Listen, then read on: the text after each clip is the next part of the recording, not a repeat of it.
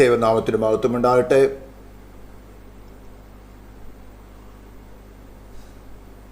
എഫേസ്യ ലേഖനത്തിലും കൊളോസ്യ ലേഖനത്തിലും എഴുതിക്കൂടെ ക്രിസ്തുവും അവൻ്റെ ശരീരമാകുന്ന സഭയും തമ്മിലുള്ള ബന്ധമെന്ന് കഴിഞ്ഞ ചില നാളുകളായിട്ട് നാം ചിന്തിച്ചു കൊണ്ടിരിക്കുകയായിരുന്നു. 42ാമത്തെ എപ്പിസോഡായിട്ടാണ് അല്ലെങ്കിൽ ക്ലാസ് ആയിട്ടാണ് നാം ചിന്തിക്കുന്നത്. നാം ലൈവായിട്ട് കേൾക്കുന്നവരുടെ കൂട്ടത്തിൽ തന്നെ പലരും യൂട്യൂബിൽ കേൾക്കുന്നുണ്ട്. അവർക്കും കൂടി ആസ്പദമായിട്ടാണ് സംസാരിക്കുന്നത്. നമ്മൾ ഈ കാര്യങ്ങളൊക്കെ വളരെ ആഴത്തിൽ ചിന്തിച്ചു കൊണ്ടിരിക്കുന്നവരാണ്.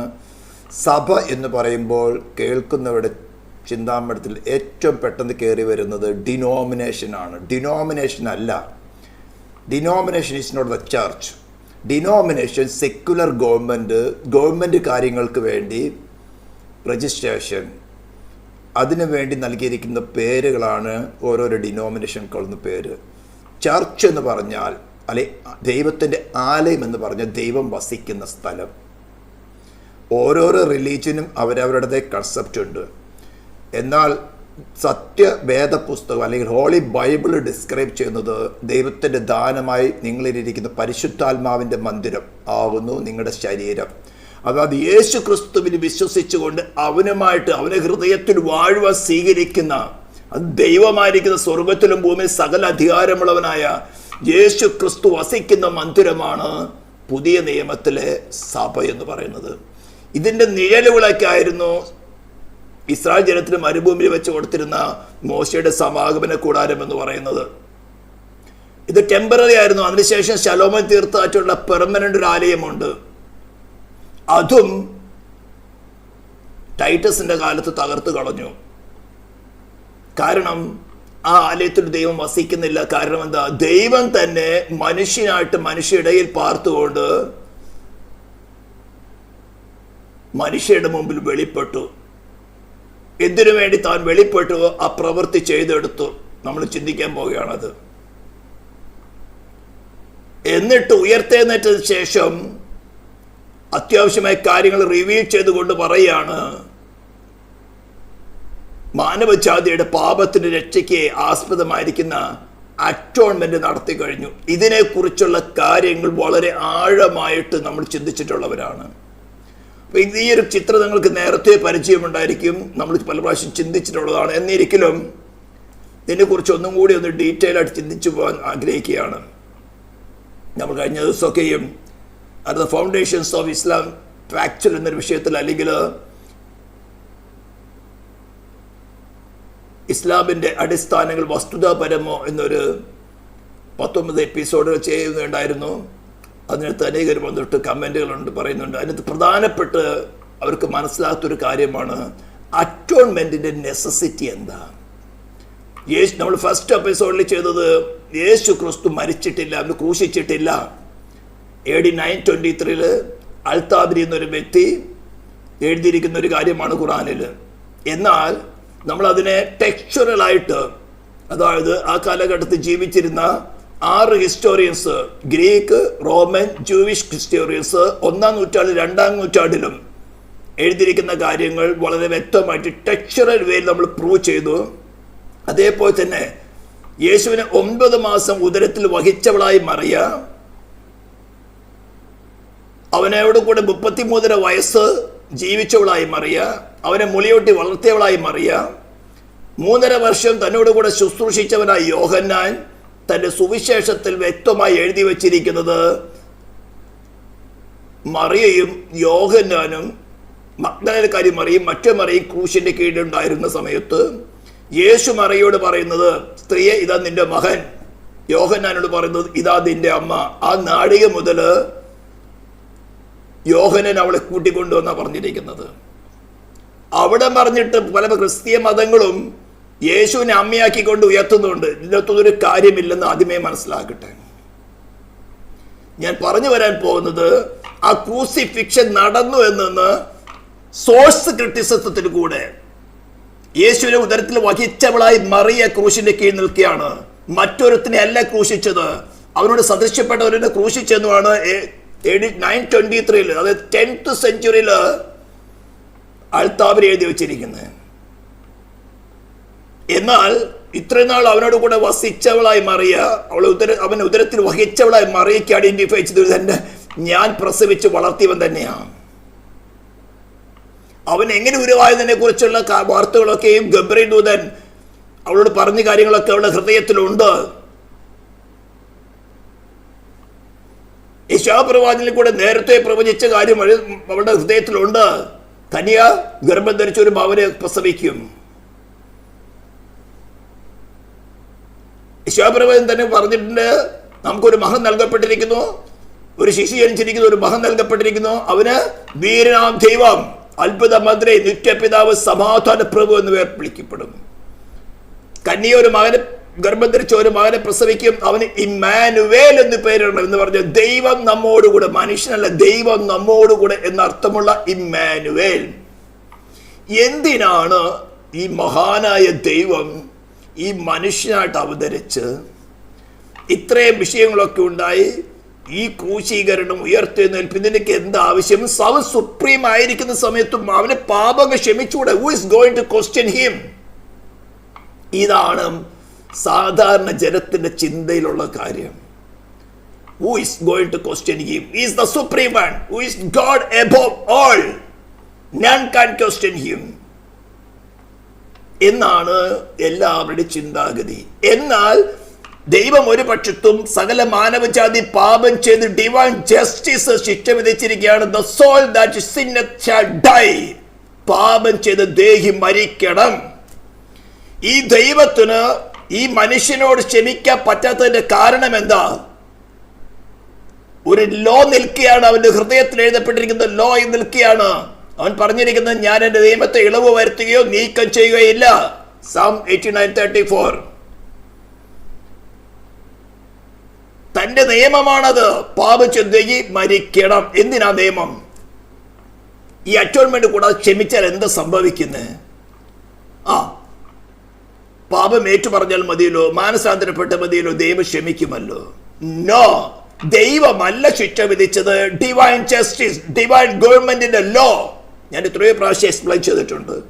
നമുക്ക് ഹ്യൂമൻ ഗവൺമെന്റിൽ ഫിസിക്കൽ ലോ ആണ് ഉള്ളതെങ്കിലും അതിനകത്ത് ജഡ്ജി ഒരു കൊലപാതകന് ന്യായം വിസ്തരിച്ചിട്ട് അവൻ കൊലപാതകനാണെന്ന് തെളിഞ്ഞാൽ, ഈവൻ അത് ആ ജഡ്ജിന്റെ, സുപ്രീം കോടതിയാണെന്ന് കരുതുക, ആ ജഡ്ജിന്റെ സ്വന്തം മകനാണെന്ന് തെളിഞ്ഞാൽ, നമ്മൾ പണ്ടൊക്കെ കോടതിക്കകത്ത് ഒരു തുലാസം പിടിച്ചുകൊണ്ട് ഒരു കറുത്ത തുണി കൊണ്ട് കണ്ണ് കെട്ടിയിരിക്കുന്ന ഒരു സ്ത്രീയുടെ രൂപമുണ്ട്. അത് ഒഫീഷ്യലായിട്ട് മാറ്റി.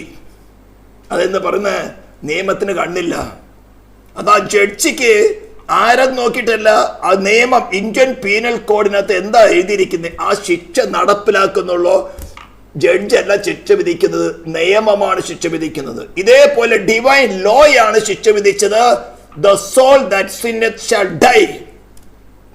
ഈ നിയമം നിലനിൽക്കുന്നിടത്തോളം ദൈവത്തിന് ഈ നിയമത്തെ ഇളവ് ചെയ്യുവാനോ ഭേദഗതി വരുത്തുവാനോ സാധ്യമല്ല. വരുത്തിയാൽ പിന്നെ അവൻ ദൈവമല്ല. ഇതാണ് ഏറ്റവും വലിയ പ്രതിസന്ധി. അല്ലാതെ ദൈവത്തിന് മനുഷ്യനോട് സ്നേഹമില്ലാതെ ഈ പ്രതിസന്ധി എങ്ങനെ നീക്കും? ഉൽപ്പത്തിയുടെ 4-ാം അധ്യായം തുടങ്ങിയത് വളരെ വ്യക്തമായിട്ട് വിശദീകരിക്കാൻ തുടങ്ങി. ഹാബേലിന്റെ യാഗം പ്രസാദിച്ചുണ്ട്. ഹാബേലിലും അവന്റെ വഴിപാടിലും പ്രസാദിച്ചു, കായനിലും പ്രസാദിച്ചില്ല. ഹാബേൽ എന്ത് ചെയ്തത്? ആട്ടിക്കൂട്ടത്തിലെ കടിഞ്ഞൂലുകളിൽ ഒന്ന് കൊണ്ടുവന്ന് അതിന്റെ മേധസ് കൊണ്ടുവന്നെന്ന് പറയുമ്പോൾ ആ ആട്ടിമൂറ്റിൽ ഒന്നിനെ അറുത്തുകൊണ്ട് ഒരു രക്തച്ചൊരിച്ചിൽ. ഓ, എന്തിനാ രക്തച്ചൊരിച്ചിലെന്നാ ചോദിക്കുന്നത്? ഹല്ലേലൂയ. ദൈവം ആടിന്റെ മാംസം തിന്നുന്നില്ല, രക്തവും കുടിക്കുന്നില്ല. പക്ഷേ ഡിവൈൻ ജസ്റ്റിസിന് സാറ്റിസ്ഫാക്ഷൻ വരുത്ത വിധത്തില് തന്റെ പുത്രൻ കാൽവരിയുടെ ക്രൂശില് ദൈവത്തിന്റെ ക്രോധാജ്ഞയുടെ ശിക്ഷ, അതായത് പാപത്തിന്റെ മേലുള്ള തന്റെ ശിക്ഷയെ നടപ്പിലാക്കി താൻ സൃഷ്ടിച്ച മനുഷ്യനെ വീണ്ടെടുക്കുവാനുള്ള പദ്ധതിയെ ഡിക്ലെയർ ചെയ്യുന്നതാണ് ഹാബേലിന്റെ യാഗത്തെ പ്രസാദിക്കുന്നത്. അത് എബ്രായ ലേഖനത്തിൽ എഴുതിയിരിക്കുന്നത് എങ്ങനെയാണ്? വിശ്വാസത്താൽ ഹാബേൽ കായീന്റേതിനേക്കാളും ഉത്തമമായി യാഗം കഴിച്ചു. നമ്മുടെ ഈ റൈറ്റ് സൈഡിൽ എഴുതിയിരിക്കുന്നത് what are the conditions of salvation. എന്തിനാ ഒരു സാൽവേഷത്തിന് ആവശ്യകത വന്നത്? എന്തുകൊണ്ട് ആവശ്യകത വന്നത്? ആദാം പാപം ചെയ്യുന്ന സമയത്ത് ഈ മാനവജാതി മുഴുവനും ഭൂമിയിൽ മനുഷ്യരായിട്ട് ജനിച്ചതിൽ യേശു ക്രിസ്തു ഒഴികെ മറ്റെല്ലാവരും തന്നെ ആദാമിൽ ഉണ്ടായിരുന്നു. ആദാമിൽ നിന്നല്ലയോ അവന്റെ വംശപരമ്പര മുഴുവൻ വന്നിരിക്കുന്നത്. ഈ ലെഫ്റ്റ് സൈഡിൽ കാണുന്ന ചിത്രത്തിന്റെ ലെഫ്റ്റ് സൈഡില് ഞാൻ പിക്ചർ കാണിച്ചിരിക്കുന്നു. ഈ ആദാം ഈ മാനവജാതിയുടെ മുഴുവനും ഹ്യൂമൻ റേസിന്റെ ഹെഡായി നിൽക്കുകയാണ്, ഫിസിക്കൽ ഹെഡ്. അവൻ പാപം ചെയ്യുന്ന സമയത്ത്, അതായത് ഡിവൈൻ ലോ ഡിസൊബേ ചെയ്ത സമയത്ത് എല്ലാവരും തന്നെ അവന്റെ ഉദരത്തിലുണ്ടായിരുന്നു. അവനിൽ നിന്നല്ലയോ മനുഷ്യൻ മുഴുവൻ, ജാതി മുഴുവൻ വന്നത്. ഇത് എല്ലാ മനുഷ്യരും, എല്ലാ റിലീജിയനും അംഗീകരിക്കുന്നതാണ്. അപ്പോൾ എല്ലാവരും തന്നെ ആദാമിന്റെ പാപത്തിന്റെ പങ്കല്ല കൊണ്ടുവരുന്നത്, ആദാമിന്റെ പാപത്തിന്റെ കോൺസിക്വൻസസ്, ശിക്ഷ വഹിച്ചുകൊണ്ടാണ് ഈ ലോകത്തിലേക്ക് വരുന്നത്. എന്നാൽ ഏവർക്കും ദൈവം സ്വതന്ത്രമായി ചിന്തിക്കുവാനും തീരുമാനമെടുക്കുന്ന ഒരു ഫ്രീ വിൽ തന്നിട്ടുണ്ട്. എല്ലാവരിലും ഇൻഡിവിജ്വൽ ഹ്യൂമൻ സ്പിരിറ്റ് ആണുള്ളത്. ആദാമിന്റെ കറപ്റ്റഡ് ആയിരിക്കുന്ന ഹ്യൂമൻ സ്പിരിറ്റ് അല്ല മനുഷ്യർ തന്നിരിക്കുന്നത്. എന്നാൽ ആദാമിന്റെ സന്തതികളായിരിക്കെ ആദാമിന്റെ പാപത്തിന്റെ ശിക്ഷ എല്ലാ മനുഷ്യരിലുമുണ്ട്. ഇതിന് സൊല്യൂഷൻ വേണമെങ്കിൽ എന്താണ് പാപമെന്ന് ആദ്യം മനസ്സിലാക്കണം. വളരെ വ്യക്തമായിട്ട് ബൈബിളിൽ മുഴുവൻ പഠിപ്പിക്കുന്നതാണ്. മനുഷ്യൻ പാപം എന്ന ശക്തിയുടെ, പവറിന്റെ ബോണ്ടേജിലാണ്. അവനിൽ വസിച്ചുകൊണ്ട് പാപം അതിന്റെ മോഹങ്ങൾ നിവർത്തിച്ചു കൊണ്ടിരിക്കുന്നതാണ് സാധാരണ മനുഷ്യൻ, the natural man. He cannot come out of that clutch without satisfying the justice of the law. ഇവിടെയാണ് ദൈവത്തിന്റെ സ്നേഹത്തെ ദൈവം ആദ്യമായിട്ട് റിവീൽ ചെയ്യുന്നത്, through the covenant of redemption. അതിന്റെ ചിത്രമാണ് ഞാൻ ഇവിടെ കാണിച്ചിരിക്കുന്നത്. പിതാവായ ദൈവം പുത്രനായ ദൈവം തമ്മിലുള്ള ഒരു കവനന്റ് ആണ്. ഈ പിതാവ് പുത്രൻ എന്ന് പറയുമ്പോൾ മുസ്ലിം സഹോദരന്മാരൊക്കെ അവിടെ ചിന്താഗതിക്ക് എപ്പോഴും വരുന്നത് ബയോളജിക്കൽ റിലേഷൻ ആണ്. സൺ എന്ന് പറയുന്ന ഒരു ബയോളജിക്കൽ കാര്യമല്ല, ഒരു സൺഷിപ്പിന്റെ റിലേഷൻ ആണ്. ക്രിസ്തുയേശുവിൽ വിശ്വസിച്ച് വരുന്നവരെല്ലാവരും തന്നെ അവനെ കൈക്കൊണ്ട് അവരെ നാമത്തിൽ വിശ്വസിക്കുന്ന ഏവരും ദൈവ മക്കളാകാനുള്ള അധികാരം കിട്ടി. Children of God. ആ ക്രിസ്തുവിനുള്ള പക്വതയിൽ വരുന്നവരെ വിളിക്കുന്ന പേര് സൺ. ഗ്രീക്കിൽ അതിന് ഹ്യൂസ് എന്ന വാക്കാണ് ഉപയോഗിച്ചത്. ഹിയൂസ്, HUIS, ഹിയൂസ്. ചിൽഡ്രൻ ഓഫ് ഗോഡിന് ഉപയോഗിച്ചിരിക്കുന്ന ടെക്ന, ജസ്റ്റ് ബോൺ. എന്നാൽ പക്വതയിൽ ചിൽഡ്രൻ ആണെങ്കിലും ദൈവ കുടുംബത്തിൽ, നമ്മുടെ ഹ്യൂമൻ കുടുംബത്തിൽ ജനിച്ച ഒരു കുഞ്ഞിന് അവകാശമുണ്ട്. പക്ഷെ നമ്മുടെ കുഞ്ഞുങ്ങൾക്ക് ആരും പെട്ടെന്ന് അവകാശം കൊടുക്കാറില്ല. ആ പിതാക്കന്മാരായിട്ട് നമുക്ക് കിട്ടുന്ന, ആൻഷ്യസ്ട്രലായിട്ട് കിട്ടുന്ന പ്രോപ്പർട്ടിയെ കൈകാര്യം ചെയ്യുവാനുള്ള പക്വത വരുമ്പോഴാണ് നാം പാർട്ടീഷൻ ചെയ്ത് മക്കൾക്ക് അവകാശം കൊടുക്കുന്നത്. അതേപോലെ ക്രിസ്തുവേശിൽ കൂട്ടവകാശികൾ എന്ന് ആ പക്വത പ്രാപിക്കുന്ന പുത്രന്മാരാണ് വിളിക്കുന്നത്. അപ്പോൾ ഇതിനകത്തുനിന്ന് ചിത്രത്തിലേക്ക് നോക്കുക. ഈ മാനവജാതിയുടെ ഹ്യൂമൻ ഹെഡായി നിൽക്കുന്നത് ആദാം. ആദാം പാപം ചെയ്തപ്പോൾ സകല മാനവജാതിയും അവനിൽ ഉണ്ടായിരുന്നു. അവനിൽ നിന്നാണ് സകല മനുഷ്യർ ഈ ഭൂമിയിൽ യേശു ക്രിസ്തു വഴി വന്നിട്ടുള്ളത്. എല്ലാവരും പാപത്തിന്റെ ശിക്ഷയുമായിട്ടാണ് വന്നിരിക്കുന്നത്. റോമാലേഖനം അത് വളരെ വ്യക്തമാക്കുന്നു. അത് യഹൂദനെയും യഹൂദനല്ലാത്തവരെ വിളിക്കുന്ന പേരാണ് ജാതി. ഈ ലോകത്ത് ജ്യൂസ് എന്ന് പറഞ്ഞാൽ യാക്കോബിന്റെ 12 സന്തതി. അബ്രാഹാമിന്റെ സന്തതി എന്നല്ലെന്ന് പറഞ്ഞിരിക്കുന്ന യാക്കോബിന്റെ 12 ഗോത്രങ്ങൾ ജനിച്ചവരാണ് ഇസ്രായേൽ എന്ന് പറയുന്നത്. ഇസ്രായേൽ അല്ലാത്തവർ മുഴുവനും ബൈബിൾ കൺസിഡർ ചെയ്യുന്നത് ജാതിയാണ്. അബ്രാഹാമിന് കൊടുത്ത പരിച്ഛേദന ഏറ്റെടുത്തുകൊണ്ട് ഞങ്ങൾ അബ്രാഹാമിന് സന്തതിയാന്ന് പറഞ്ഞുകൊണ്ട് പരിച്ഛേദന ഏറ്റതുകൊണ്ട് ആർക്കൊരു ഗുണമില്ല. പരിച്ഛേദനയ്ക്ക് മുമ്പ് 15-ാം അധ്യായത്തിൽ കൊടുത്തൊരു കാര്യമുണ്ടായിരുന്നു. ഞാൻ നിന്റെ സന്തതി മുഖാന്തരം സകല വംശങ്ങളും അനുഗ്രഹിക്കപ്പെടും. സന്തതികൾ എന്നല്ല പറഞ്ഞത്, സന്തതി. സിംഗുലർ ടെൻസിലാണ് പറഞ്ഞിരിക്കുന്നത്. That's denoting the Christ. ഇതിന്റെ ആവശ്യകത എന്താണ് ആദ്യമേ മനസ്സിലാക്കണം.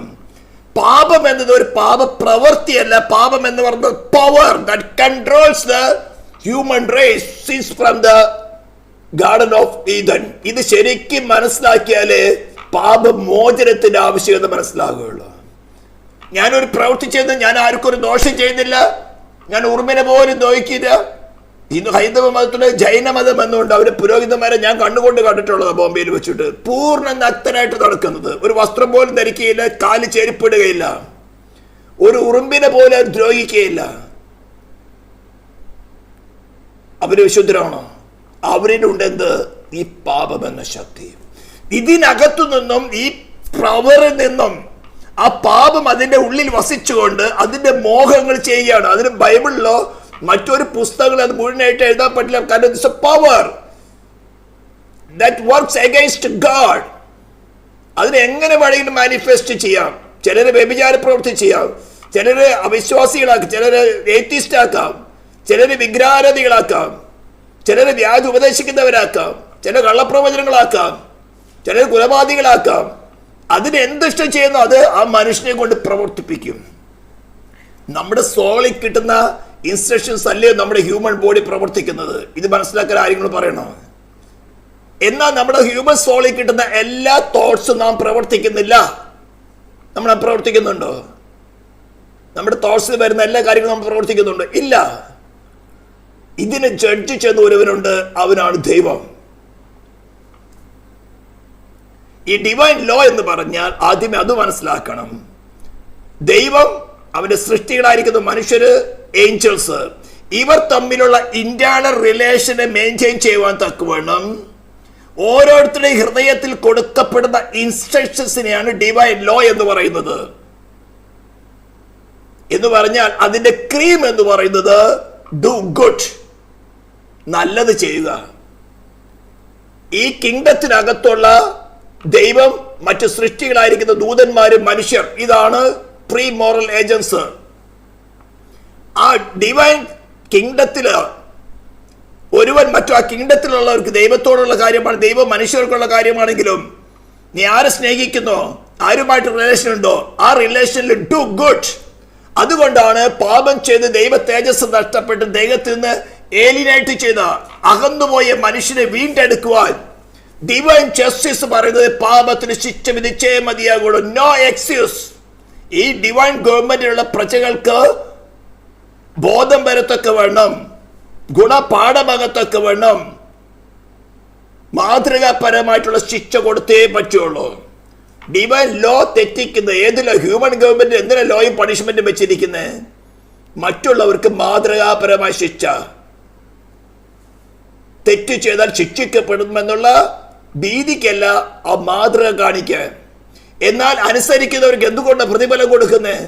അത് മറ്റൊരു ലോയാണ്, ലോയുടെ മറ്റൊരു ജസ്റ്റിസ് ആണ്. നിയമത്തെ അനുസരിക്കുന്നവരെ ആ രാജ്യത്തിന് ശക്തിക്കും പ്രതാപത്തിനും ഒത്തവണ്ണം പരിപാലിക്കുകയും സംരക്ഷിക്കുകയും പ്രതിഫലം കൊടുക്കുകയും ചെയ്യുക. റിന്യൂമറേഷൻ ഓഫ് ദി ജസ്റ്റിസ് എന്ന് പറയും. റിട്രിബ്യൂഷൻ എന്ന് പറഞ്ഞാൽ തെറ്റ് ചെയ്യുന്നവനെ മാതൃകാപരമായി ശിക്ഷിക്കുക. ഇത് ഹ്യൂമൻ ഗവൺമെന്റിലുമുണ്ട്, ഡിവൈൻ ഗവൺമെന്റിലുമുണ്ട്. ഈ ഡിവൈൻ ഗവൺമെന്റിന്റെ രീതികൾ മനുഷ്യന് മനസ്സിലാക്കാത്തതുകൊണ്ട് അവന് പഠിപ്പിക്കാനാണ് ദൈവം ഓരോരോ കൺട്രിയിലും ഡിഫറെന്റ് ലോ കൊടുത്തിരിക്കുന്നത്. ബട്ട് അൾട്ടിമേറ്റ്ലി ക്രീമാണ് ഞാൻ പറയുന്നത്. അത് ശരീഅത്ത് ലോ ഉള്ളിടത്തായിക്കോട്ടെ, ഇന്ത്യൻ പീനൽ കോഡ് ആയിക്കോട്ടെ, അമേരിക്കൻ ലോ ആയിക്കോട്ടെ, ബേസിക് ക്രീം എന്ന് പറഞ്ഞാൽ അനുസരിക്കുന്നവന് ആ രാജ്യത്തിന്റെ ശക്തിക്കും പ്രതാപത്തിനൊത്ത വേണം. ആ രാജ്യത്തിന്റെ പ്രജയായിരിക്കുന്നിടത്തോളം, നേറ്റീവ് ആയിരിക്കുന്നോളം അവന് ആ രാജ്യത്തിന്റെ ശക്തിക്കും പ്രതാപത്തിനും അധികാരത്തിനൊത്തവണ്ണം സംരക്ഷണവും പ്രതിഫലവും കൊടുക്കണം. അതേപോലെ തെറ്റ് ചെയ്യുന്നവനെ മറ്റുള്ളവർക്ക് മാതൃകാപരമായി ശിക്ഷിക്കണം. അല്ലെങ്കിൽ അതിനകത്ത് ഇമ്മ്യൂണിറ്റി കടന്നു വരും. തെറ്റ് ചെയ്താലും ശിക്ഷിക്കപ്പെടുകയില്ല എന്നുള്ള മനോബോധം വന്നുകൊണ്ട് ആ രാജ്യം പിന്നെ നിലനിൽക്കുകയില്ല. നിങ്ങൾക്ക് ഏകദേശം മനസ്സിലാവും തോന്നും. എന്നാൽ ഡിവൈൻ ഗവൺമെന്റിൽ കറപ്ഷൻ ഇല്ല. ദൈവവും മനുഷ്യരും ഏഞ്ചൽസും തമ്മിലുള്ള ആ ഇന്റർ റിലേഷൻ നിലനിർത്തുവാൻ വേണ്ടി അവരവരുടെ ഹൃദയത്തിൽ അതാത് സമയത്ത് കൊടുക്കുന്ന തോട്ട്സ്, ഇൻസ്ട്രക്ഷൻസ് ആണ് ഡിവൈൻ ലോ. ഇത് തെറ്റിച്ച ദൂതന്മാരെ അല്ലയോ? എന്താ മനുഷ്യരുടെ പുത്രിമാര് സൗന്ദര്യമുള്ളവരെന്ന് കണ്ടുകൊണ്ട് തങ്ങൾക്ക് ബോധിച്ചവരെ ഭാര്യമാരെ എടുത്തു. എന്ത് സംഭവിച്ചു? അന്തിമ ന്യായവിധിക്ക് വേണ്ടി ചങ്ങലയിൽ ബന്ധിച്ചിട്ടിരിക്കുകയാണ്. ഇതേ കാര്യം മനസ്സിലാക്കിയാലേ നമുക്ക് ക്രിസ്തീയ ജീവിതം, അതുപോലെ രക്ഷയുടെ ആവശ്യകത എന്താണ്, നമ്മൾ ഈ ക്രിസ്തു വസിക്കേണ്ട ആവശ്യകത എന്താണെന്ന് മനസ്സിലാകുകയുള്ളൂ. അപ്പോൾ സാൽവേഷന്റെ റിക്വയർമെന്റ് എന്ന് പറഞ്ഞാൽ പാപം ചെയ്ത് ദൈവത്തിന് അകന്നുപോയ മനുഷ്യനോട് വീണ്ടും ദൈവത്തോട് നിരക്കണമെങ്കിൽ ഒരു കാര്യം നിരക്കി നിൽക്കുകയാണ്. ദൈവം കരുണാസമ്പന്നനാണ്, 100%. ദൈവത്തിന്റെ ആട്രിബ്യൂട്ട്സ് എല്ലാം അവൻ സമ്പൂർണനാണ്. പക്ഷേ ഇടയ്ക്ക് നിൽക്കുന്ന എന്താ? Divine justice. The soul that sinneth shall die. ഈ ശിക്ഷ നിവർത്തിക്കാതെ, നടപ്പിലാക്കാതെ ദൈവത്തിന് മാനവജാതിയോട് ക്ഷമിക്കുവാൻ സാധ്യമല്ല.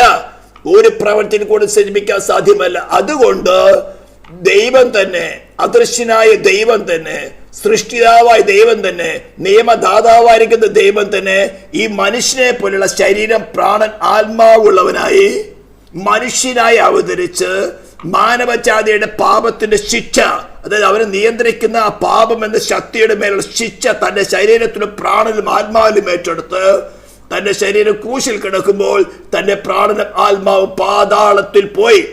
ഷിയോൾ, ഹേഡീസ്, നരകമല്ല, ഹെല്ലല്ല, പോയി അവന് മാനവജാതിക്ക് പകരമായ ശിക്ഷ അനുഭവിച്ച് പകരക്കാരനായി തീർന്നു. അപ്പോൾ ഡിവൈൻ ജസ്റ്റിസ് സാറ്റിസ്ഫാക്ഷനായി the soul that sinned died already. ക്രിസ്തുവിന്റെ മേൽ, അതാണ് നമ്മൾ 2 Corinthians 5:21 വായിക്കുന്നത്. നമുക്ക് ആ വായിക്കുന്നിടത്ത് വായിക്കാം. 2 Corinthians 5:21.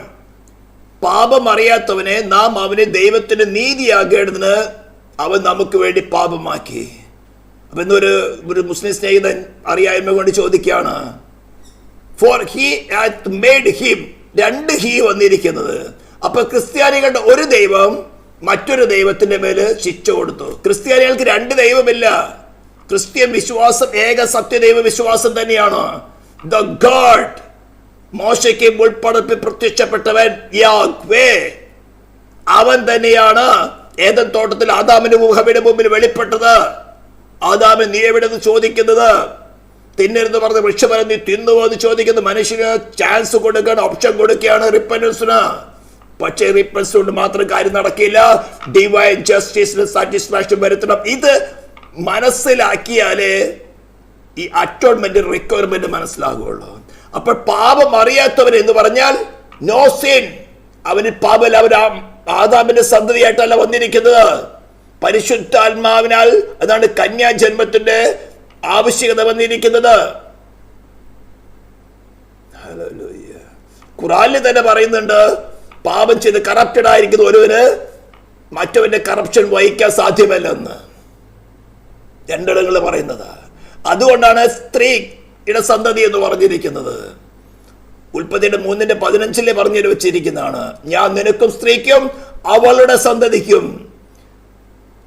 മത്തായി സുവിശേഷത്തിൽ വളരെ വ്യക്തമായിട്ട് ജീനിയോളജി പറയുമ്പോൾ ആരംഭത്തിൽ തുടങ്ങി അബ്രാഹാമിന്റെ സന്തതി, ദാവീദിന്റെ സന്തതിയ, യേശുവിന്റെ ചരിത്രം അല്ലെങ്കിൽ വംശാവലി എന്ന് പറഞ്ഞുകൊണ്ട് പറഞ്ഞു വരുമ്പോൾ ജനിപ്പിച്ചു ജനിപ്പിച്ചു ജനിപ്പിച്ചു ജനിപ്പിച്ചു എന്ന് പറഞ്ഞ് മറിയുടെ കാര്യം വരുമ്പോൾ പറയുന്നത് അവളിൽ നിന്ന് യേശു ജനിച്ചു.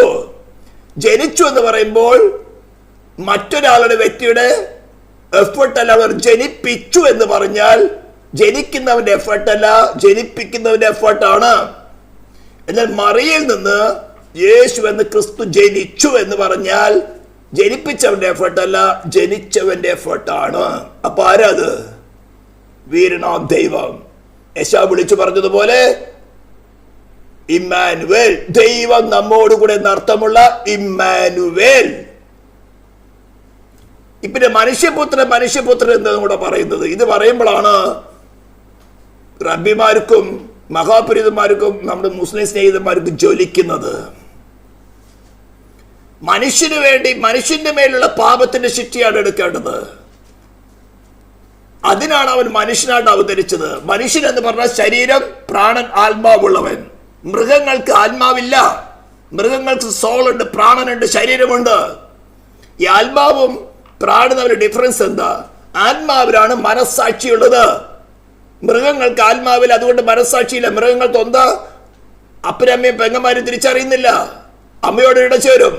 പക്ഷെ മനുഷ്യൻ ചെയ്യുന്നുണ്ടോ? അവന്റെ മനസ്സാക്ഷി അതിന് കുറ്റം വിധിക്കും. തെറ്റ് ചെയ്താൽ മനസ്സാക്ഷി കുത്തും. ഫോർ എക്സാമ്പിൾ, 2 പട്ടിക തമ്മിൽ കടികൂടി ഒന്നൊന്നിനെ കൊന്നു. ഫോർ എക്സാമ്പിൾ പറയാണ്, അതിനൊരു കുറ്റബോധമില്ല. പക്ഷെ ഒരു മനുഷ്യൻ വഴക്കുണ്ടാക്കിയിട്ട് ഒരുവൻ മറ്റൊരുവനെ കൊന്ന എന്താ? അവൻ കഴിയാവുന്നതും അതിന്റെ സകല തെളിവുകളും മറച്ചു വെച്ച് അവൻ രക്ഷപ്പെടാൻ നോക്കും. കാരണം എന്താ? അവന്റെ മനസ്സാക്ഷി എത്ര കഠിനനായാലും, കൂലിക്ക് കൊലപാതകം നടത്തിയാലും അവനെ പ്രൊട്ടക്ട് ചെയ്യാനുള്ള കാര്യം അവൻ നോക്കും. എന്നാൽ അവന്റെ ഉള്ളിൽ ഒരു മനസ്സാക്ഷിയുണ്ട്. ഇതെന്താ പറയാ? സാധാരണ മനസ്സാക്ഷിയുള്ളവർ, കഠിനപ്പെട്ട മനസ്സാക്ഷിയുള്ളവർക്ക് അതൊന്നും തോന്നില്ല. ഇനി നമ്മുടെ സബ്ജക്റ്റ് അതല്ല. ഇതാണ് മനുഷ്യനെ മൃഗത്തെ തമ്മിൽ വേർതിരിക്കുന്നത്. മനുഷ്യന് മനസ്സാക്ഷിയുണ്ട്. അവിടെയാണ് ദൈവം നേരിട്ട് ഭരിക്കുന്നത്. അവിടെ അവിടെയാണ് ഇൻസ്ട്രക്ഷൻസ് ലഭിക്കുന്നത്. അതേ സമയത്ത് നിനക്ക് ലഭിച്ച ഇൻസ്ട്രക്ഷൻ നീ ചെയ്യുന്നോ ഇല്ലയോ, എന്ത് ചെയ്തില്ലയോ അതൊക്കെ റെക്കോർഡുമാവും. അതാണ് ക്രിസ്തുവിന്റെ സിംഹാസനത്തിന് മുമ്പിൽ വെളിപ്പെടുന്നത്. അതിനെക്കുറിച്ച് പഠിക്കണമെങ്കിൽ കുറച്ചധികം ക്ലാസ്സുകളിലേക്ക് പോകണം. ഇപ്പം ഞാൻ ജസ്റ്റ് പറഞ്ഞത്, മൃഗത്തിന് ഹ്യൂമൻ സ്പിരിറ്റ് ഇല്ല, അല്ലെങ്കിൽ സ്പിരിറ്റ് ഇല്ല, അതിന് സോൾ ഉണ്ട്. നമ്മൾ പഠിപ്പിച്ചാൽ മൃഗങ്ങൾ നമ്മളോട് ഇണങ്ങും, നമ്മുടെ സംസാരം അവർക്ക് മനസ്സിലാക്കാൻ സാധിക്കും, നമ്മുടെ കമ്മ്യൂണിക്കേഷൻ റെസ്പോണ്ട് ചെയ്യാൻ സാധിക്കും. അത് സോളിലുള്ള കാര്യമാണ്, ഇന്റലക്ട്. അപ്പോൾ പാപം അറിയാത്തവനെ നാം അവനിൽ ക്രിസ്തുവിൽ ദൈവത്തിന്റെ നീതിയാകേണ്ടത് എന്ന് പറഞ്ഞാൽ എന്താ? ഇതെന്താ വിശ്വാസികൾ മനസ്സിലാക്കിയിട്ടുള്ളത്? ക്രിസ്തുവിൽ ദൈവത്തിന്റെ നീതി എന്ന് പറഞ്ഞാൽ എന്താ? പാപം ചെയ്ത് ദേഹി മരിക്കണം. സോ ക്രിസ്തുവിലുള്ളവനെ ജസ്റ്റ് എന്ന് പറയാൻ സാധിക്കുകയുള്ളൂ. മറ്റൊരു പ്രവൃത്തി കൊണ്ടും ജസ്റ്റ് ആകാൻ സാധ്യമല്ല. ജസ്റ്റ് എന്ന് പറഞ്ഞാൽ നമ്മുടെ കുറൽ മോറൽ സീനുകളിൽ നിന്നും മോറൽ വേയിലൊക്കെ നല്ലതാകുന്നതല്ല. ഡിവൈൻ ജസ്റ്റിസിന്റെ മുമ്പിൽ ഏദൻ തോട്ടം തുടങ്ങി അവനെ ഭരിക്കുന്നതായിട്ടുള്ള പാപം എന്ന ശക്തിക്ക് ശിക്ഷ കൊടുത്ത്, ഹല്ലേലൂയ. ഇതിന് ചേർന്നൊരു വാക്യം കൂടി പറയുന്നതാണ് റോമൻസ് ചാപ്റ്റർ 8 വേഴ്സ് 3. ജഡത്താലുള്ള ബലഹീനത നിമിത്തം. എന്താണ് ജഡം? The corrupted soul, the corrupted nature of Adamic children. ആദാമിന്റെ സന്തതിയുടെ സോൾ കറപ്റ്റഡ് ആയിരിക്കും. സോളിനെ വിളിക്കുന്നതാണ് ജഡം. അല്ലെങ്കിൽ ഹോളി സ്പിരിറ്റ് ഇല്ലാത്ത മനുഷ്യന്റെ ഹ്യൂമൻ നേച്ചറിനെ വിളിക്കുന്ന പേരാണ് ജഡം. ഞാൻ പല ക്ലാസ്സുകൾ അത് എക്സ്പ്ലെയിൻ ചെയ്തിട്ടുണ്ട്. അതിന് ബലഹീനത, അതിന്റെ സ്വഭാവം ദൈവത്തോട് ശത്രുത്വം, ദൈവത്തിന്റെ ന്യായപ്രമാണത്തിൽ കീഴ്പ്പെടുകയില്ല, ദൈവത്തിന്റെ ഡിവൈൻ ലോയ്ക്ക് കീഴ്പ്പെടുകയില്ല. Always every human has this. അങ്ങനെ ഇരിക്കുന്ന സമയത്ത് എങ്ങനെ ന്യായപ്രമാണത്തിന് അതിനെ രക്ഷിക്കാൻ സാധിക്കും? ഫിസിക്കൽ ലോയ്ക്ക് അതിനെ രക്ഷിക്കാൻ സാധ്യമല്ല. ബിക്കോസ് ഡിവൈൻ ജസ്റ്റിസ് നടക്കണം, പാപത്തിന് ശിക്ഷ വിധിക്കണം. ന്യായപ്രമാണത്തിന് കഴിയാതെ സാധിപ്പാൻ ദൈവം തന്റെ പുത്രനെ, ഞാൻ വീണ്ടും പറയുന്നു, ബയോളജിക്കൽ റിലേഷനുള്ള പുത്രനല്ല, സ്ത്രീ പുരുഷ ബന്ധത്തിനു കൂടെ ജനിക്കുന്ന ഒരു പുത്രനല്ല. That is a relation. Father sonship എന്ന് പറയുന്ന റിലേഷൻ ആണ്. പാപജടത്തിന്റെ സാദൃശ്യത്തിലും പാപനിമിത്തവും അയച്ചു. പാപത്തിന് ഹ്യൂമൻ റേസില് ഏദൻ തോട്ടം തുടങ്ങി അവൻ അടക്കി വാഴുന്ന ആ പാപം എന്ന ശക്തിക്ക് ശിക്ഷ വിധിച്ചു.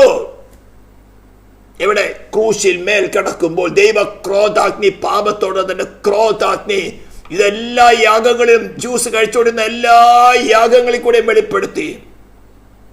അതല്ലയോ ഏലിയാവിന്റെ യാഗത്തിൽ കാണിക്കുന്നത്. ഏലിയാവ് ഒരു യാഗപീഠം പണിതു. ബാലിന്റെയും അസേരയുടെയും പ്രവാചകന്മാരും 850 പേരുണ്ട്. അവരോട് യാഗപീഠം പണിതു. അവരോട് പറഞ്ഞു, നിങ്ങൾ അധികം ആൾക്കാരുണ്ടല്ലോ, ആദ്യം ചെയ്യ്. കാളയൊരുക്കി വിറകടക്കി അതിന്റെ മേൽ വെക്കുക. നിങ്ങളുടെ ദേവനെ വിളിച്ചപേക്ഷിക്കുക, ബാലിനെ വിളിച്ചപേക്ഷിക്കുക. തീ ഇറക്കിക്കൊണ്ട് ഉത്തരമല്ലെന്ന ദൈവം തന്നെ ദൈവമായിരിക്കട്ടെ. അപ്പോൾ ഈ യാഗപീഠത്തിന്മേൽ വിറകന്മേൽ കിടക്കുന്നത് എന്താണ്? പാപ. അവിടെയാണ് പ്രായശ്ചിത്തം പഠിപ്പിക്കുന്നത്. യാഗവസ്തു, അതായത് പാപത്തിന്റെ ശിക്ഷയെന്ന് ദൈവ ക്രോധാഗ്നി അയക്കുവാൻ കഴിവുള്ളവൻ ദൈവം. അല്ലെങ്കിൽ പാപത്തിന് പരിഹാരമാവുന്ന വിധത്തില് തന്റെ പുത്രൻ കാൽവരിയുടെ ക്രൂശില് അനുഭവിക്കാൻ പോകുന്നതിന്റെ ഒരു റിസംബിൾ ആയിട്ട്, ഒരു പ്രതീകമായിട്ട് ആ യാഗപീഠം നിൽക്കുകയാണ്.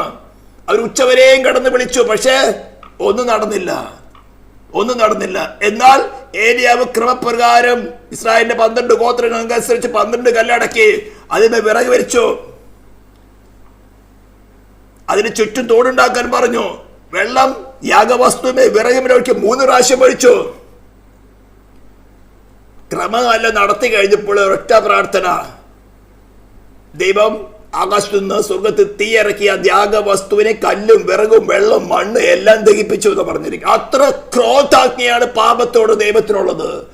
ആ പാപത്തിനുള്ള ക്രോധാഗ്നിയെ ദൈവം തന്റെ പുത്രനെ നൽകി അവന്റെ മേൽ, അവന്റെ ശരീരം ക്രൂശിൽ കിടക്കുമ്പോൾ അവന്റെ പ്രാണന്റെ ആത്മ മാനവജാതി, ഹ്യൂമൻ റേസ് കോടി വർഷങ്ങൾ, യുഗങ്ങൾ നിത്യമായി നരകത്തിൽ വെന്തെരിയുന്നതിനേക്കാൾ തന്റെ പുത്രൻ അല്പസമയം വെന്തെരിയുന്നത് നല്ലത് കൊണ്ട് തന്റെ പുത്രനെ ഏൽപ്പിച്ചു തന്നതാണ് ദൈവസ്നേഹം. അതാണ് ഞാൻ പറഞ്ഞത്, ഡിവൈൻ ഗവൺമെന്റിനുള്ള ദൈവം, ഏഞ്ചൽസ്, മനുഷ്യര്, ഇവർക്ക് തമ്മിലുള്ള ഇന്റർ റിലേഷനില് ഡു ഗുഡ്, ദൈവത്തോട് ശത്രുത്വമുള്ള മനുഷ്യൻ, പാപം ചെയ്ത് അകന്നുപോയ മനുഷ്യനോട് ദൈവം തന്റെ വ്യവസ്ഥ, തന്റെ ഡിവൈൻ ഗവൺമെന്റിന്റെ വ്യവസ്ഥ വെളിപ്പെടുത്തിയത് ഈ മാനവജാതിയുടെ കോടി കോടി കോടി വരുന്ന മനുഷ്യര് നിത്യയുഗങ്ങള് നരകത്തിൽ വെന്തേറിയതിനേക്കാൾ തന്റെ പുത്രന്റെ മേലെ പാപത്തിന് ശിക്ഷ കൊടുത്തുകൊണ്ട് അതിന് വിശ്വസിക്കുന്നവർ, അവരെ മരിച്ചവരുടെ ഇടയിൽ ഉയർത്തെഴുന്നേൽപ്പിച്ച് വിശ്വസിക്കുന്നതുകൊണ്ട് പറയാണ്, അവന് വിശ്വസിച്ചാൽ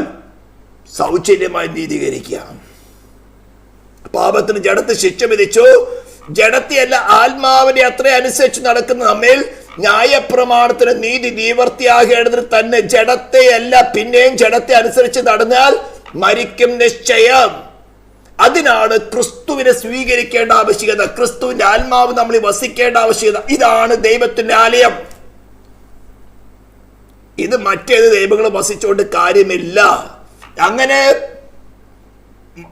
ഡിവൈൻ ജസ്റ്റിസിന് സാറ്റിസ്ഫാക്ഷൻ വരുത്തുമാറ് മാനവജാതിയുടെ പാപം തന്റെ ശരീരത്തിന് പ്രാണനും ആത്മാവിലും ഏറ്റെടുത്ത് മരിച്ച് ശരീരം മരിക്കുമ്പോൾ തന്റെ പ്രാണനും ആത്മാ പാതാളത്തിൽ പോയി മടങ്ങി വന്നവരുണ്ടെങ്കിൽ, അനേകം മതങ്ങൾ സ്ഥാപിക്കാൻ വേണ്ടി മരിച്ചിട്ടുണ്ട്, കൊല്ലപ്പെട്ടിട്ടുണ്ട്. യേശു അനുഭവിച്ച ക്രൂരമായ മരണങ്ങൾ അനുഭവിച്ചവരുണ്ട്. പക്ഷെ അവിടെ പ്രാണനും ആത്മാവും മടങ്ങി വന്നിട്ടില്ല. അതാണ് അപ്പോസ്തല പ്രവൃത്തി 2-ാം അധ്യായത്തിന്റെ 24-ാം വാക്യം പറയുന്നത്. Acts chapter 2 verse 24.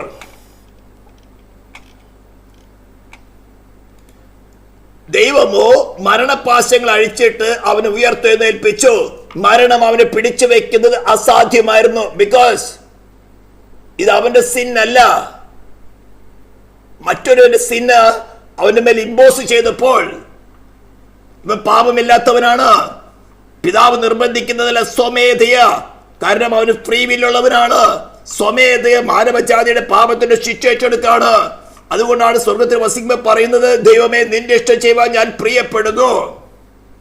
താൻ എന്ത് അനുഭവിക്കാൻ പോകുന്നു വളരെ വ്യക്തമായിട്ടാണ് അറിയുന്നത്. സാധാരണ ദൈവപുരുഷന്മാരൊക്കെയും മരണസമയത്ത് ജീവിച്ചിരിക്കുന്നവരെ ആശ്വസിപ്പിച്ചുകൊണ്ടാണ് ശരീരത്തിൽ ഏർപ്പെടുന്നത്. നിങ്ങൾ ആരും ഭയപ്പെടരുത്, ദുഃഖിക്കേണ്ട, ഞാൻ എന്റെ പിതാവിന്റെ ഭവനത്തിലേക്ക് പോവുകയാണ് എന്ന് പറഞ്ഞ് മറ്റുള്ളവർക്ക് കൂടെ ആശ്വാസം പകർന്നുകൊണ്ട് പോകുമ്പോൾ ക്രൂശിൽ നാം കേൾക്കുന്നത്, എന്റെ ദൈവമേ നീ എന്നെ കൈവിട്ടതെന്ന് അത്യുച്ചത്തിൽ നിലവിളിക്കുന്നതാണ്. കാരണം ദൈവത്തുമാരുടെ എറ്റേണൽ സെപ്പറേഷൻ മാനവജാതിക്ക് പകരമായിട്ട് അല്പസമയം അനുഭവിച്ചു. തന്റെ പ്രാണനും ആത്മാവിനും എങ്ങോട്ടാണ് പോകുന്നവൻ അറിയാം. പാതാളത്തിന്റെ യാതന അവനറിയാം. താനാണ് പാതാളം സൃഷ്ടിച്ചത്.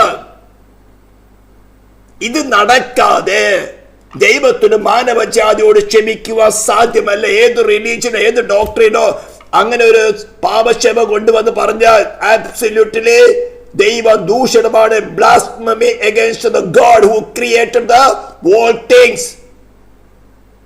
അത് ക്ഷമ കിട്ടുകയില്ല. അവന് മേൽ ദൈവക്രോധം വസിക്കുന്നതേ ഉള്ളൂ. ഏത് റിലിജൻ മറ്റെന്ത് സ്വർഗവാസം ഓഫർ ചെയ്താലും ഇമ്പോസിബിൾ. ഡിവൈൻ ജസ്റ്റിസ്, ദൈവമല്ല പാപ ശിക്ഷ വിധിച്ചത്, ഡിവൈൻ ഗവൺമെന്റ് ലോ. ആ ലോ ഇളവ് ചെയ്യുവാനോ ഭേദഗതി വരുത്തുവാനോ ദൈവത്തിന് അധികാരമില്ല. മാനവജാതിയുടെ തെറ്റിദ്ധാരണയാണ് ദൈവം സുപ്രീം ആയതുകൊണ്ട് എല്ലാം തന്റെ ഇഷ്ടപ്രകാരം ചെയ്യുന്നു. നോ, അവനൊരു ലോയ്ക്ക് വിധേയപ്പെട്ടവനാണ്. തന്റെ ഹൃദയത്തിൽ എഴുതപ്പെട്ടിരിക്കുന്ന ലോയ്ക്ക് വിധേയപ്പെട്ടവനാണ്.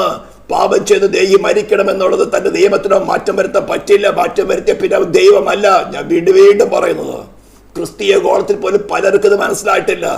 അതുകൊണ്ട് എന്ത് തെറ്റ് ചെയ്താലും ഭയമില്ല. They are not in the kingdom of God. Hallelujah. എന്നിട്ട് റോമാലേഖനത്തിൽ പറഞ്ഞ വായിച്ചല്ലോ. റോമാലേഖനം 3-ാം അധ്യായത്തില് ദൈവം ഒരു ഗ്രേറ്റ് ആയിരിക്കുന്ന ഓഫർ തരികയാണ്. വേഴ്സ് 25. വിശ്വസിക്കുന്നവർക്ക് ഈ കാര്യങ്ങൾ ഇത്രതരം പറഞ്ഞ കാര്യങ്ങള്, അതായത് ഏദൻ തോട്ടത്തിൽ ആദം പാപം ചെയ്തപ്പോൾ സകല മാനവജാതിയും അവനിൽ ഉണ്ടായിരുന്നുവെന്നും എല്ലാവരും പാപത്തിന്റെ ശിക്ഷയ്ക്ക് അർഹരാണെന്നും പാപം ചെയ്ത് ദൈവം മരിക്കണം പറയും. ഞങ്ങൾ ഇൻഡിവിജ്വൽ ആയിട്ട് ഞങ്ങൾക്ക് പാപമില്ല എന്ന് പറഞ്ഞോ, എല്ലാവർക്കും പാപത്തിന്റെ ശിക്ഷയുണ്ട്. പല മതങ്ങളും പഠിപ്പിക്കുന്നത് പാപത്തോടെ എല്ലാ മനുഷ്യൻ ജനിക്കുന്നതെന്ന്. എന്നാൽ ഓരോരുത്തർക്കും ഹ്യൂമൻ സ്പിരിറ്റ് നൽകിയിരിക്കുന്നത് ഇൻഡിവിജ്വൽ ആണ്. കറപ്റ്റഡ് ആയിരിക്കുന്ന ആദാമിന്റെ സ്പിരിറ്റ് അല്ല. ഇത് പലരും അഗ്രി ചെയ്യുന്നില്ല. അങ്ങനെ ഒരു കറപ്റ്റഡ് ആയിരിക്കുന്ന സ്പിരിറ്റ് ആണ് തന്നിരിക്കുന്നെങ്കിൽ പിന്നെ എനിക്ക് എന്തിനാ ഫ്രീ വില്ലിന്റെ ആവശ്യം? എനിക്ക് ഒന്നും ചെയ്യാൻ സാധ്യമല്ല. എന്നാൽ പാപത്തിന്റെ ശിക്ഷ, the consequence of the sin of Adam, അവന്റെ സന്തതിക്ക് എല്ലാവർക്കും ഉണ്ട്. അതുകൊണ്ടാണ് രോമാലേഖനം വളരെ വ്യക്തമായിട്ട് പറയുന്നത്, ഏക മനുഷ്യനാൽ പാപം, പാപത്താൽ മരണവും ലോകത്തിൽ കടന്നു. ദൈവത്തെ സ്വരൂപത്തിൽ സാദൃശ്യം സൃഷ്ടിക്കപ്പെട്ട മനുഷ്യൻ എറ്റേണലായിട്ട്, എവർലാസ്റ്റിംഗ് ആയിട്ട്, മരണമില്ലാത്തവരായിരുന്നു സൃഷ്ടിക്കപ്പെട്ടത്. അതുകൊണ്ടാണ് ദൈവത്തിന്റെ സ്വരൂപത്തിൽ സാദൃശ്യത്തിൽ സൃഷ്ടിക്കുക എന്ന് പറയുന്നത്. അങ്ങനെ ആ മനുഷ്യന് പകരമായിട്ട് സൃഷ്ടിതാവായ ദൈവം തന്നെ, നിയമദാതാവായ ദൈവം തന്നെ മനുഷ്യനെ പോലെ ശരീരം, പ്രാണൻ, ആത്മാവുള്ളവനായി വെളിപ്പെട്ട് വചനം ജഡമായി തീർന്ന് കൃപയും സത്യവും നിറഞ്ഞവനായി നമ്മുടെ ഇടയിൽ പാർത്തു. ആ വചനത്തെ കുറിച്ചാണ് ലോഗോസ് യോഹന്നാൻ സുവിശേഷം പറയുന്നത്. ആദിയിൽ വചനമുണ്ടായിരുന്നു, വചനം ദൈവമായിരുന്നു, അവൻ ദൈവത്തോട് കൂടെയായിരുന്നു, അവൻ ദൈവമായിരുന്നു. ആദിയിൽ അവൻ ദൈവത്തോട് കൂടെയായിരുന്നു. അവൻ മുഖാന്തരം സകലത് ഉളവായി, ഉളവായതൊന്നും അവനെ കൂടാതെ ഉളവായതല്ല. തുടർന്ന് പറഞ്ഞിട്ട് 14 വാക്യത്തിൽ പറയാണ്, ആ വചനം, അതായത് യേശു അല്ലെങ്കിൽ ദൈവപുത്ര എന്ന് പറയുന്നത്, ആ വചനം ജഡമായി തീർന്നു, കൃപയും സത്യവും നിറഞ്ഞവനായി മനുഷ്യരുടെ പാർത്തു. അപ്പോൾ മനുഷ്യനായി എന്ന് പറഞ്ഞാൽ ശരീരം, പ്രാണൻ, ആത്മാവുള്ളവനായി. ആ മാനവജാതിയുടെ പാപത്തിന്റെ ശിക്ഷ, ഏക മനുഷ്യനാണ് പാപം കടന്നത്. അതുകൊണ്ട് ഒരുവൻ അവന്റെ പാപത്തിന്റെ ശിക്ഷ തന്റെ ശരീരത്തിൽ, പ്രാണനും ആത്മാവിനും ഏറ്റെടുത്ത് അവർക്ക് പകരക്കാരനായി തീർന്നു. എന്നാൽ ഇതുകൊണ്ട് യൂണിവേഴ്സൽ സാൽവേഷൻ പഠിപ്പിക്കുന്നവരുണ്ട്. That is wrong. എന്നിട്ട് പറയാണ്, വിശ്വസിക്കുന്നവർക്ക് ഈ കാര്യങ്ങൾ വിശ്വസിക്കുകയും തുടർന്ന് അവന് പാപത്തിൽ നിന്ന് രക്ഷ പ്രാപിച്ച് ജീവിക്കുവാൻ അവനെ കൈക്കൊണ്ട് സ്വീകരിച്ച്, ഹൃദയത്തിൽ വാഴുവാൻ സ്വീകരിച്ച്, അങ്ങനെയുള്ള പറയാണ്, വിശ്വസിക്കുന്നവർക്ക് അവൻ തന്റെ രക്തം മൂലം പ്രായശ്ചിത്തമാകുവാൻ ദൈവം അവന് പരസ്യമായിട്ട് നിർത്തിയിരിക്കുന്നത്. ക്രിസ്ത്യാനിയുടെ ഡോക്ട്രിൻ അല്ല. This is to whole human race. സർവമാനവജാതിക്കും ദൈവം പരസ്യമായിട്ട് തന്നിരിക്കുന്ന ഉപദേശമാണ്. ദൈവം തന്റെ പൊറുമയിൽ മുൻ കഴിഞ്ഞ പാപങ്ങളെ ശിക്ഷിക്കാതെ വിടുക നിമിത്തം തന്റെ നീതിയെ പ്രദർശിപ്പിപ്പാൻ ഇങ്ങനെ ചെയ്തു. It's A free offer. Justification എന്ന് പറഞ്ഞാൽ പാപം ക്ഷമിച്ച് കിട്ടിയതായിട്ടല്ല. യേശു ഒരു കാലത്തും പാപം ചെയ്യാതിരുന്നത് പോലെ യേശു വിശ്വസിക്കുന്നവനെ ഡിവൈൻ ഗവൺമെന്റ് കണക്കെടുന്നത് ഒരു കാലത്തും പാപം ചെയ്യാത്തവരായിട്ടാണ്. അങ്ങനെയുള്ളവരാണ് ദൈവത്തോടു കൂടെ നിത്യതയിൽ വാഴാൻ പോകുന്നത്. മറ്റൊരു റിലീജിയനും പഠിപ്പിക്കുന്നില്ല. അറ്റോൺമെന്റ് കൂടാതെ ഒരു സാൽവേഷൻ ഇല്ല. ഇമ്പോസിബിൾ. ആരെങ്കിലും അങ്ങനെ പഠിപ്പിക്കുന്നുണ്ടെങ്കിൽ വെറും മിഥ്യാധാരണയാണ്. ഡിവൈൻ ഗവൺമെന്റ് സാധ്യമല്ല, ദൈവത്തിന് സാധ്യമല്ല. ഇത് അറ്റോൺമെന്റിന്റെ കാര്യമായുള്ളൂ. പിതാവായ ദൈവം, പുത്രനായ ദൈവമുള്ള ഒരു കോൺട്രാക്റ്റ് ആണ് ദ കവനന്റ് ഓഫ് റിഡംഷൻ എന്ന് പറയുന്നത്. അതിലൊരു കണ്ടീഷനാണ് അറ്റോൺമെന്റ്. പിതാവ് ആവശ്യപ്പെടുന്നത്, വീട് പോയി ആദാമിന്റെ തലമുറയിൽ നിന്നും ഒരു കൂട്ടം ജനത്തെ വീണ്ടെടുക്കണം, അതിനാവശ്യമായ അറ്റോൺമെന്റ് നടത്തണം. പുത്രൻ സമ്മതിക്കുന്നത്, yes I will do that. അതുമല്ല, താൻ വിശുദ്ധനായിരിക്കുന്ന പോലെ ഒരു കൂട്ടം ജനത്തെ ഒരുക്കി തന്റെ മുമ്പിൽ പ്രസന്റ് ചെയ്യണം. ഇതിനുള്ള പേരാണ് ക്രിസ്റ്റോസ്, അഭിഷിക്തൻ. ഇതിന് ഹീബ്രുവില്, ബൈബിളുകളിലും ഓൾഡ് ടെസ്റ്റ്മെന്റിലും എഴുതിയിരിക്കുന്ന, ഹീബ്രു ഭാഷയിൽ എഴുതിയിരിക്കുന്ന ഒരു പേരാണ് മുഹമ്മദ്, FHMD. ഇതിന് ചില കുത്തും കോമയൊക്കെ ഇട്ടിട്ട് മുഹമ്മദ് ആക്കി. ഒരു കാര്യമില്ല. മുഹമ്മദ് എന്ന് പറഞ്ഞാൽ ബ്ലെസ്ഡ് വൺ, ഇംഗ്ലീഷ് മീനിങ് ആണ്. Anointed one, that is the messiah. അതിന്റെ അർത്ഥം എന്താ? അഭിഷക്തൻ എന്നർത്ഥം ഓതറൈസ്ഡ് വൺ. ക്രിസ്റ്റോസ് ഗ്രീക്കിൽ ട്രാൻസ്ലേറ്റ് ചെയ്തപ്പോൾ ക്രിസ്റ്റോസ്. അതിന്റെ അർത്ഥം തന്നെ മേലുള്ള ഓതറൈസേഷൻ എന്താ? ഈ മാനവജാതിയിൽ നിന്ന് ഒരു കൂട്ടം ജനത്തെ വീണ്ടെടുക്കാൻ ആവശ്യമായ അറ്റോൺമെന്റ് നടത്തി പിതാവിനാൽ ആകർഷിക്കപ്പെട്ട് തൻ്റെ അടുത്ത് വരുന്നവരെ താൻ വിശുദ്ധനായിരിക്കുന്ന പോലെ വിശുദ്ധരാക്കി. വിശുദ്ധരെന്ന് പറഞ്ഞാൽ ഡിസൊബീഡിയൻസ് ആയിരുന്നു. വിശുദ്ധനായിരുന്ന ആദാമിനെ അശുദ്ധനാക്കി തീർത്ത് ഏദൻ തോട്ടത്തിൽ പുറത്താക്കിയത്. അതിലേക്ക് തിരിച്ചു വരണമെങ്കിൽ ഒരേ കാര്യമുള്ള ഡിവൈൻ ലോയെ പൂർണ്ണമായിട്ടും അനുസരിക്കുന്നവനായി തീരണം. കറപ്റ്റഡ് ആയിരിക്കുന്ന സോളുള്ള മനുഷ്യന് അത് സാധ്യമല്ല. അതുകൊണ്ടാണ് യേശുവിന്റെ ആത്മാവ്, അല്ലെങ്കിൽ ക്രിസ്തുവിന്റെ ആത്മാവ്, ക്രിസ്തു തന്നെ മനുഷ്യന് വസിക്കാൻ അവനെ കൈക്കൊള്ളുവാൻ പറയുന്നത്. അവനെ കൈക്കൊണ്ട് അവന്റെ നാമത്തിൽ വിശ്വസിക്കുന്ന ഏവർക്കും ദൈവ മക്കൾ, ദാസന്മാരായിട്ടല്ല, സ്ലേവ്സ് ആയിട്ടല്ല, ചിൽഡ്രൻ, അവകാശികളായിട്ട് അബ്ബാ പിതാവ് എന്ന് വിളിക്കാൻ സ്വാതന്ത്ര്യമുള്ളവരായിട്ട് ദാസിയുടെ പുത്രന്മാർക്ക് ദാസന്മാർക്ക് അബ്ബ എന്ന് വിളിക്കാൻ അധികാരമില്ല. പഴയ നിയമത്തില് അങ്ങനെ വിളിച്ചവനെ കഴുത്തൊടിച്ച് കൊല്ലണം. കാരണം പ്രോപ്പർട്ടിയുടെ അവകാശം കൊടുക്കണം. പുത്രന്മാർക്കേ സാധ്യമുള്ളൂ. അതുകൊണ്ടാണ് അവനെ കൈക്കൊണ്ട് അവന്റെ നാമത്തിൽ വിശ്വസിക്കുന്ന ഏവർക്കും ദൈവ മക്കൾ, ചിൽഡ്രൻ ഓഫ് ഗാഡ്, അവകാശം കൊടുത്തത്, അധികാരം കൊടുത്തത് പറയുന്നത്. മറ്റ് റിലീജിയനൊക്കെ പ്രാർത്ഥിക്കുന്നതിന് ദിശകളും ടൈമുകളും വിസ്കരിക്കുമ്പോൾ നമുക്ക് ക്രൂശിൽ തുറന്ന വഴിയിൽ കൂടെ 24 മണിക്കൂർ 24/7 അബ്ബാ പിതാവ് എന്ന് വിളിച്ചുകൊണ്ട് ഏത് സമയത്തും സഹായത്തിന് വേണ്ടി കടന്നു ചെല്ലാം. Free offer. പിതാപുത്രൻ ബന്ധമാണ് നമ്മുടേത്. പിതാപുത്രൻ ബന്ധമാണ്. സ്ലേവ് ടു മാസ്റ്റർ ബന്ധമല്ല. സ്ലേവ് ടു മാസ്റ്റർ ബന്ധത്തിന് ഒരേ കാര്യമുള്ളൂ. Whatever the master say just obey. No questions, no supplications, no suggestions. Whatever master commands, just to do. നിങ്ങൾക്കറിയാമോ ഈ മുസ്ലിം എന്ന വാക്കിന്റെ അർത്ഥം സ്ലേവ് എന്ന? നമ്മുടെ റിലേഷൻ അതല്ല, പിതാവ് പുത്ര റിലേഷനാണ്. പിതാവ് പുത്രനെ എപ്രകാരം കരുതുന്നു? മുടീന പുത്രന്റെ കഥ നമുക്കറിയാമല്ലോ. അവന്റെ അവകാശങ്ങളൊക്കെ മേടിച്ചാൽ പോയി, എല്ലാം ഉറപ്പടിച്ച് നശിപ്പിച്ചു. പക്ഷെ പിതാവ് അനുപേക്ഷിച്ചില്ല. പുത്രൻ പിതാവിനെ ഉപേക്ഷിച്ചു പോയി, അവകാശങ്ങളൊക്കെ മേടിച്ചു പോയി. പക്ഷെ പിതാവ് പുത്രനെ മടങ്ങി വരും നോക്കിക്കൊണ്ടിരിക്കുക. നമ്മൾ വീഡിയോയിൽ കണ്ടതാണ്. പുത്രൻ ആ തീരുമാനം എടുക്കുന്നത് അവർ കടന്നു വരും നോക്കി കിടന്ന് ആലിംഗനം ചെയ്ത് അവർ സന്തോഷത്തോടുകൂടി സ്വീകരിക്കുകയാണ് ചെയ്തത്. പുതിയ വസ്ത്രങ്ങൾ ധരിപ്പിച്ച്. ഇതാ ക്രിസ്ത്യൻ റിലേഷൻ എക്സ്പ്ലെയിൻ ചെയ്യുന്നത്.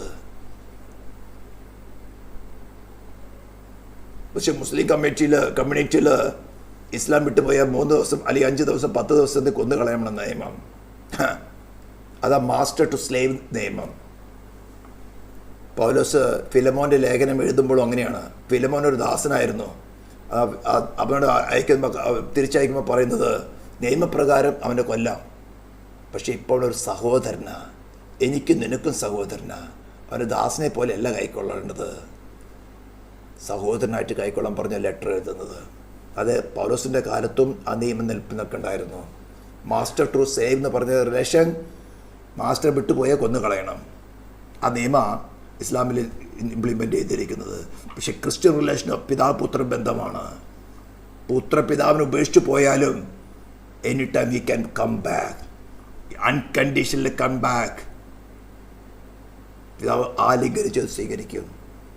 ഹല്ലേലൂയ. പുതിയ വസ്ത്രം ധരിപ്പിക്കും. കാരണം എന്താ?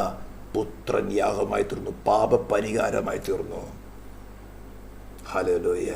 അടുത്ത കണ്ടീഷൻസ് ഉണ്ട്. ദൈവം കൃപ നമുക്ക് അടുത്ത് ചിന്തിക്കാം. ഇപ്പം അറ്റോൺമെന്റ് എന്ന് പറയുന്നത് മനുഷ്യൻ വീണ്ടെടുക്കപ്പെടേണ്ട വസ്തുവാണ്, അല്ലെങ്കിൽ സൃഷ്ടിയാണ്. ഇതിനകത്ത് പാർട്ടി ആരാ? പിതാവായ ദൈവം, പുത്രനായ ദൈവം. അറ്റോൺമെന്റ് ഡിവൈൻ ജസ്റ്റിസ് സാറ്റിസ്ഫാക്ഷൻ വരുത്തി എന്നതുകൊണ്ടാണ് അവന് മരിച്ചോടെ ഉയർത്തെന്നിട്ടത്. യേശു ക്രൂശിക്കപ്പെട്ടിട്ട് എല്ലാം തെറ്റായി പഠിപ്പിക്കാനുള്ള കാരണം എന്താ? ഇതിവിടെ നിൽക്കുന്നത് കൊണ്ടാണ്. മാനവജാതിയുടെ രക്ഷയ്ക്ക് അറ്റോൺമെന്റ് ഇസ് എ മസ്റ്റ്. ഇത് ഓരോ യാഗങ്ങളിൽ കൂടെയും, ഈവൻ ജൂസിന്റെ യാഗം മാത്രമല്ല, ഹാബേലിന്റെ യാഗത്തിന് ദൈവം പ്രസാദിക്കുന്നു തുടങ്ങി സകല ജാതികളും പഠിച്ചു. അത് സകല ജാതികളും പഠിച്ചു. ഈവൻ ഇസ്ലാം ചെയ്യുന്നുണ്ട്. ആടി നിറക്കുന്നത്, ബക്രീദിന് ആടി നിറക്കുന്നതെന്ന് ചോദിച്ചാൽ അബ്രാഹം ചെയ്തു. എന്തിനാ ചെയ്തത്? ഞങ്ങളങ്ങനെ പഠിപ്പിച്ചു. ഞങ്ങൾക്ക് തിരിച്ച് ക്വസ്റ്റ്യൻ ചെയ്യാൻ അധികാരമില്ല. സ്ലേവിന് മാസ്റ്ററിന് ക്വസ്റ്റ്യൻ ചെയ്യാൻ അധികാരമില്ല. ക്വസ്റ്റ്യൻ ചെയ്താൽ വീട്ടിൽ നല്ല അടി കിട്ടും, പുറത്താക്കും, അടുത്ത് കൊന്നുകളയും. പക്ഷെ ദൈവം അങ്ങനെയുള്ളവനല്ല. തൻ്റെ പുത്രനെ നമുക്ക് പകരമായിട്ട് പാപത്തിന് ശിക്ഷ അനുഭവിക്കാൻ വിൽപ്പിച്ചു തന്നവനാ. അന്ന് ഉയർത്തെൽപ്പിച്ച് പറയാം, മനുഷ്യ, നിന്റെ തെറ്റിന് പകരമായി ഞാൻ എൻ്റെ പുത്രനെ മേൽശിക്ഷ എടുത്തു. എന്നിട്ട് ഉയർത്തെൽപ്പിച്ച് പറയാം, just believe in him, you be freely saved. നിനക്ക് ഫ്രീ ആ സാൽവേഷൻ. അപ്പോൾ സംഭവിക്കുന്നൊരു കാര്യമാണ് റീജനറേഷൻ. അടുത്തൊരു കാര്യം റിപ്പൻറ്റൻസ്. എന്താണ് റിപ്പൻറ്റൻസ്? കൂടെ റിപ്പൻറ്റൻസ് ചെയ്യാൻ പറ്റുമോ? കൂടെ റിപ്പൻസ് വന്നാൽ ദൈവരാജ്യത്തിനകത്ത് ഇമ്പ്യൂണിറ്റി കടന്നു വരികയല്ലോ. ഇതെല്ലാം നമ്മുടെ കോമൺ സെൻസിന് മനസ്സിലാക്കാൻ പറ്റുന്നതാണ്. ഇന്ന് പല ഡോക്ടറേഴ്സ് വന്ന് ക്രിസ്ത്യൻ കമ്മ്യൂണിറ്റി നഷ്ടപ്പെട്ടു. അതാണ് ഇവിടെ ഇതെല്ലാം ആദാമിൻ്റെ സന്തതികളെ അവൻ ക്രിസ്തുവിനോട് ചേരുമ്പോൾ ഹെഡ് ഇസ് ക്രൈസ്റ്റ്. ദ ബോഡിക്ക് പറയുന്ന പേരാണ് ദ ബോഡി ഓഫ് ക്രൈസ്റ്റ്. എൻ്റെ തല ക്രിസ്തുവാണ്, ഉയർത്തെഴുന്നേറ്റവനായ ക്രിസ്തു. ഇതിനിടയ്ക്ക് നടക്കുന്ന ഒരു പരിപാടിയുണ്ട്. അതിൻ്റെ ഞാൻ ഇവിടേക്ക് കടക്കത്തക്കവണ്ണം ഞാൻ വീണ്ടും ജന്മം പ്രാപിച്ചു. എൻ്റെ പാപത്തിന് ശമ്പളമായി പ്രായശ്ചിത്തമായി തീർന്ന ക്രിസ്തുവിനെ ഞാൻ അംഗീകരിച്ചു. ഞാനും എൻ്റെ ഹൃദയത്തിൽ വാഴ സ്വീകരിച്ചു. അതിനെ സിഗ്നിഫൈ ചെയ്യുന്നതാണ് ഈ വാട്ടർ ബാപ്റ്റിസം എന്ന് പറയുന്നത്. അല്ലാണ്ട് പെന്തിക്കോസ് ചേർക്കുന്ന പരിപാടിയല്ല. വെറുതെ പോയി വെള്ളത്തിൽ മുങ്ങിയിട്ടൊരു കാര്യമില്ല. പിന്നെ ഈ സ്വർഗത്തിലേക്ക് എന്ന് പറഞ്ഞ് ഇവിടെ കയറി വരിക എന്ന് പറഞ്ഞ് വിളിക്കുന്നറിയാം. ഈ വൺ ബോഡി. ഓരോ റിലീജിയനും ഓരോ ബോഡി ഇല്ല. അതൊക്കെ തെറ്റാണ്. അതിന്ന് ഫിസിക്കൽ കാണുന്ന ഒരു ചർച്ചുമല്ല. ഓരോരുത്തരുടെ ഹൃദയത്തിലാണ് പ്രവൃത്തി നടക്കുന്നത്. താൻ വിശുദ്ധനായിരിക്കുന്ന പോലെ ഓരോരുത്തരും ഉയർത്തെഴുന്നേൽക്കത്തക്ക വിധത്തിൽ, ഒടുക്കത്തെ നാളിൽ ഉയർത്തെഴുന്നേൽക്കത്തക്ക വിധത്തിൽ പിതാവിനാൽ ആകർഷിക്കപ്പെട്ട് തൻ്റെ അടുത്ത് വന്നിരിക്കുന്നവരെ ഒടുക്കത്തെ നാളിൽ ഉയർത്തെഴുന്നേൽപ്പിക്കത്തക്ക വിധത്തിൽ ഒരുക്കുക. നാമും പരിശുദ്ധാത്മാവും കൂടെ ചേർന്ന പരിപാടിയാണ്. മണവാട്ടി തന്നെത്താൻ ഒരുക്കുന്നു. വെളിപ്പാട് പുസ്തകം 19-ാം അധ്യായം 6 തുടങ്ങിയുള്ള വാക്യങ്ങൾ. അല്ലാതെ വരുന്ന റബ്ബീഷിനെല്ലാം കൂടെ തൂത്തുവാരി ഇടുന്നതാണ് ഈ നരകമെന്ന് പറയുന്നത്. Final destination. അവിടേക്ക് അത് ഒരുക്കിയിരിക്കുന്ന ആർക്കെന്നറിയോ? സാത്താനും അവൻ്റെ ദൂതന്മാർക്ക്. മനുഷ്യർക്ക് ഒരുക്കിയതല്ലായിരുന്നു. പക്ഷേ ഈ ബോഡിയോട് കൂടെ ചേരാത്തവർക്കൊക്കെ പോകേണ്ട സ്ഥലം അവിടെയാണ്. ഇവിടെ പോകാതിരിക്കാനാണ് ദൈവം തൻ്റെ പുത്രനെ നമുക്ക് പാപപരിഹാരം നൽകിയത്. ഒരു വിലയും കൊടുക്കണ്ട. Just accept that. This is individual റിലേഷനാണ്. ക്രിസ്തു നാമുമായിട്ടുള്ള പേഴ്സണൽ എഗ്രിമെൻ്റാണ് പുതിയ നിയമം എന്ന് തന്നെ പറയുന്നത്. അല്ലാണ്ട് ബൈബിളിൽ മത്തായി തുടങ്ങി വെളിപ്പാട് വരെയുള്ള പുസ്തകമല്ല. ക്രിസ്തു ഉയർത്തെഴുന്നേറ്റവനായ ക്രിസ്തുവും ഞാനെന്ന വ്യക്തി തമ്മിലുള്ള പേഴ്സണൽ എഗ്രിമെൻ്റാണ്. ഇതിന്ന് എഗ്രിമെൻ്റ് വേർപ്പെട്ടാൽ എന്താ? തീർന്നു. പേഴ്സണൽ എഗ്രിമെൻ്റ് എന്ന് പറഞ്ഞാൽ എന്താ? ക്രിസ്തുവിനോട് കൂടെ വസിച്ചിട്ട് ഡിവൈൻ ലോയ്ക്ക് പൂർണ്ണമായി ഞാൻ അനുസരണമുള്ളവനായി തീർന്നു കൊള്ളാം. ക്രിസ്തു ഓഫർ ചെയ്യുന്ന എന്താണ്? ഉയർത്തെഴുന്നേറ്റവനായ ക്രിസ്തു ഓഫർ ചെയ്യുന്നതാണ്. നീ കറപ്റ്റഡ് ആയിരിക്കുന്ന സോളാണ് നിനക്കുള്ളത്. നീ ദൈവത്തിൻ്റെ അടുത്തേക്ക് എന്തിനു വന്നാലും ഏതും തോട്ടം നിന്നെ ഭരിക്കുന്നത് നിൻ്റെ സെൽഫ് ഡിസയറിൻ്റെ സാറ്റിസ്ഫാക്ഷനാണ്, സെൽഫിഷാണ്.